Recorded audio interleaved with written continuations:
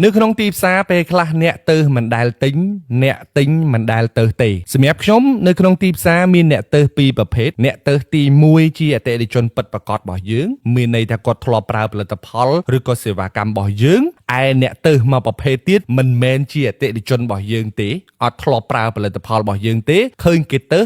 តាមគេតែស្កអីចឹងទៅបងនៅក្នុងទីផ្សារខ្ញុំឃើញអ្នកលក់យើងមួយចំនួនណាគាត់អត់ចេះបែងចែកអ្នកទៅនឹងឲ្យដាច់ពីគ្នាទេបងប្អូនមួយចំនួនគ្រាន់តែលឺសូរអ្នកទៅនឹងគឺគាត់ខឹងហ្មងអ្នករិះគន់នឹងគឺគាត់ខឹងហ្មងអ្នកខ្លះគ្រាន់តែលឺថាគេទៅឬក៏គេរិះគន់នឹងគឺធ្វើវីដេអូតបជាមួយនឹងមនុស្សនឹងគ្រប់គ្នាហ្មងគឺគាត់មានន័យថាប៉ះគាត់អត់បានហ្មងបើអ្នកលក់មួយចំនួនទីគឺអត់ខ្វល់ហ្មងរិះគន់ទៅអត់ខ្វល់អត់ស្ដាប់អត់អីទាំងអស់អានឹងសិតសឹងតែជាប្រភពនៃបញ្ហាមិនប្រកាសថាអ្នកទៅទាំងអស់យើងត្រូវតែប្រតិកម្មគ្រប់គ្នាទេហើយប្រតិកម្មដូចគ្នាទេអញ្ចឹងខ្ញុំបែងចែកជាពីរទៅតាមបទពិសោធន៍របស់ខ្ញុំដែលខ្ញុំធ្លាប់ធ្វើនៅក្នុងទីផ្សារគឺទី1តើ